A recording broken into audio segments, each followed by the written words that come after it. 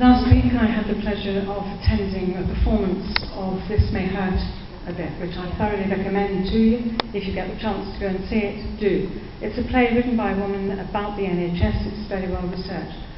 After the performance, each performance I think, cast were working really hard, there was a discussion.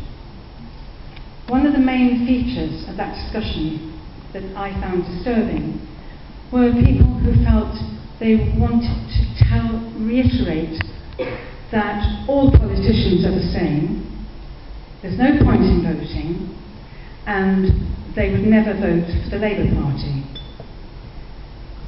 So the logic of that, as I put on my blog last week, is, well, let's just throw ourselves over the cliff. Not necessarily together. I see that as a huge indulgence. The word that these people use is they focus on the past. Well, I'm concerned about now and the next steps. I'm also very concerned about, not losing the NHS. Right? And the word that they use is this, they have this sense of betrayal. Right? And that seems to justify, well, we just won't vote. And we'll do what we did in the North West with the BNP and let Nick Griffin get by with what, 500 votes, I don't know, it was a tiny amount. Because there were some people who couldn't see the perfect candidate that they wanted to vote for. Well, I haven't been able to see that for many, many years, but I've always used my vote. Would you like to say something about that as regards the relationship, of course, between the Labour Party and the rest of us? Thanks. Well, great contributions, and the most important thing I have to say with these events is the discussion. It's where we all have an opportunity to share experiences, not just to slap ourselves on the back and go home and think, we've got things out of our system, but actually talk about how we actually change things, how we confront issues, how we debate the way forward, if you like, by coming together. And I'm just a prompt in a sense, and I think the point is I'll learn from tonight, and I hope we all will as well. So that first point, firstly, that point about that trade deal between the EU and the United States, which the likes of George Monbiot, for example, my colleague at The Guardian, has focused on exposing. Now, firstly, the point is, of course, the NHS is already in a threat of privatisation. Now, that is a process, to be brutally honest, which began in large part under New Labour. It was dramatically, of course, accelerated under this government. Now, they didn't have the guts to put that to the electorate. In fact, Nigel Lawson, I'm not sure about this. Shall I just shout? No, it's okay. Nigel Lawson, who's a Tory Chancellor of the Exchequer in the 1980s, he said the NHS is the closest the English have to a religion. So they knew they couldn't put that to the electorate. Now, Andrew Lansley, who was the privatiser-in-chief of this government, he had a donation from the CEO of a private healthcare company, Care UK, which was worth £21,000 to run his private office in the run-up to the election. Now, that was a wise investment on the part of Care UK, because the NHS is now being handed piece by piece to what often tax-dodging private healthcare companies, which just coincidentally funded the Conservative Party. Now, that's the first point. So there's already that point about privatisation. What this treaty does is institutionalise it, in theory, that's the danger, and makes it very, very hard to reverse. And it doesn't just do it with the NHS, it does it with a whole range of other public services as well. So, I think the danger often with issues to do with the EU is there's often not been scrutiny from people who want social justice, because it's seen that any criticism of the EU means you're a xenophobic, swivel-eyed UKIP supporter. But actually, there is an argument to be made about both the lack of democracy, but also the way parts of the EU enshrine neoliberalism and the opening up of public services to the private sector. So, for example, if we wanted to renationalise the railway, well, there's an EU directive which kind of gets in the way of that.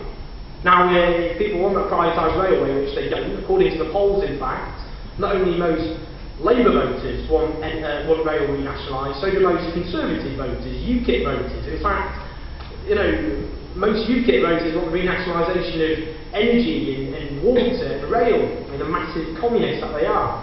So that's the mainstream. The mainstream of the British public wants utilities and public services run by the public, not being hacked off to private profiteers. The danger is a treaty like that attacks sovereignty and democracy by handing over public services without the consent of the British people and makes it very difficult to actually prevent. So we've got to call for change and reform in the EU. We can't just end up blindly accepting the status quo because members of the frothing at the mouth Tory right in UKIP want to get out of the EU. It has to change because of the threat to public services. But it also means we have to have a global fight as well. And that's a really key point. Many of the problems we face in this country aren't just happening here, they're happening everywhere. Yeah.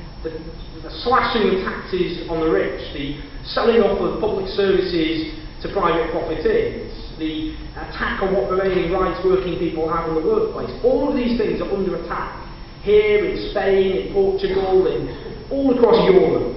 And we've got to link up with them. I remember I went to Portugal in 2010 and had a general strike. It was about a week and a half before the November 2010 strike in this country, which was then the biggest strike since the general strike of 1926. And of course no one had any idea in Portugal or Britain that they were going on strike within a week and a half of each other over pretty much the same sorts of things.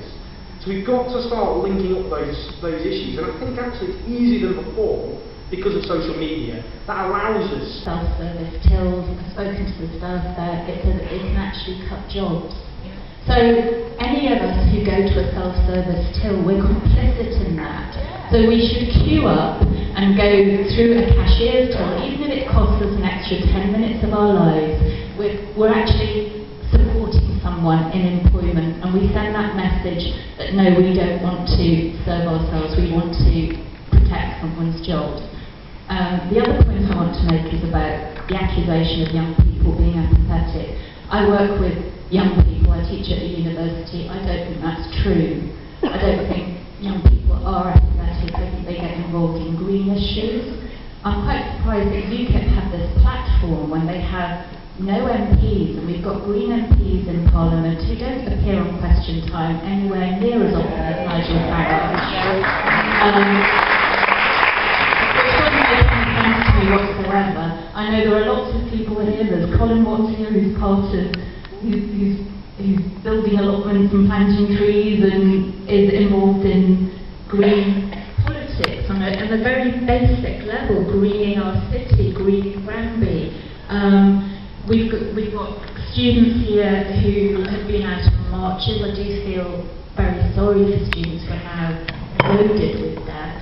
And just to pass on an anecdote, my daughter was in training last year.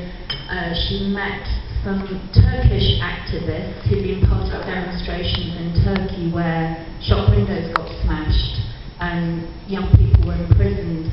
When they got out of prison, they went back to the shopkeepers and offered to pay for the damage, and the shopkeepers said no, because we're too frightened to protest and you're doing that job for us. And I think that's a really heartwarming story, that older people do recognise that young people are taking the risks that maybe we're too frightened to do. But I think activism starts at home. Don't buy from Amazon, go to News from Nowhere, the real Amazon. It starts at home instead of expecting other people to do it for us. Yeah.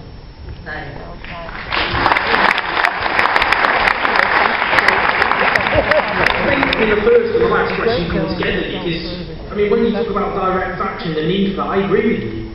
And that should come from people, all of us, organising locally to do that. There's a People's Assembly here in Liverpool, and that's open to anyone, and in terms of the actions that it does, that is democratically decided by the people who make it up. And if people feel that, instead of just doing a march through the city, that they should take part in more direct action, then absolutely go and get that ball rolling. Because again, that's a proud tradition in this country, peaceful civil disobedience, whether it be the suffragettes going way back, whether it be UK in court, whether it be the striking electricians I spoke about, who took on Balfour Beatty. They didn't just go on strike, they occupied their workplaces. That is a real show that, these are people often who won't be politically active. They weren't like student demonstrators, and yet they were taking part themselves in really radical and determined action. So absolutely, let's tap into that tradition and let's give examples of other people who've done it where it's worked, like UK and Cut, like those striking electricians, and let's start applying it. For me, it's about dealing with issues that actually resonate with people. I think legal loan sharks is such a classic example, and actually the People's Assembly here staged a protest where they actually shut down 2 legal loan sharks, for example. So I think putting issues like that on the agenda, I mean, some of the big issues at the moment are food banks, the struggling of people to be able to feed themselves. Why not march through the city banging pots and pans to raise the issue of the fact that people are struggling to actually eat in this country, the 6th richest country on the face of the earth. So let's be creative. And that, it comes on to the second point, because social media is, I think, actually really important. Because the problem we've got is we don't have a free press in this country. We have a press which is free of government, which is a separate issue, but instead we have a press run by a tiny number of politically motivated oligarchs who run the press, often to push their own political agenda, who have no interest in giving space to people who want to challenge the status quo, who demonise the trade unions, the biggest democratic movement in the country.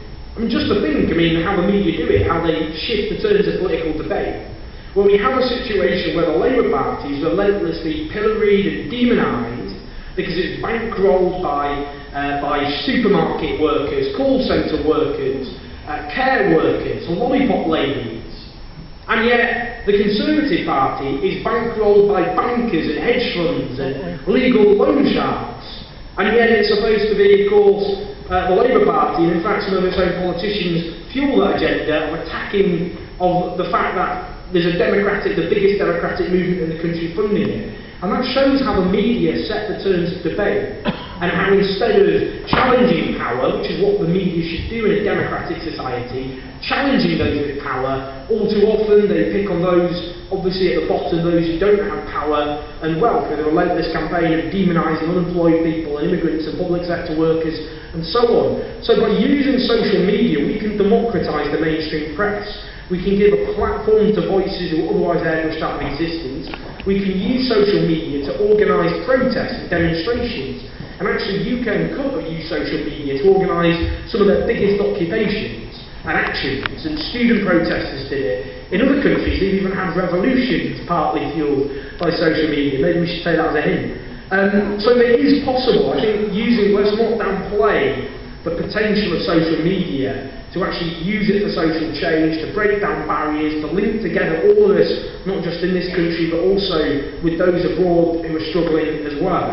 The point is such a key point. Well, Robert Smiley. So where's he gone? Where'd he gone? Oh, there you go. So you're Robert Smiley's great grandson. Wow, that's quite. My ancestor. Now I feel a bit embarrassed and rubbish. All the great uncles and the ILP football team. Well, I'm embarrassed now. I wish I'd never brought it on. Wow, that's incredible.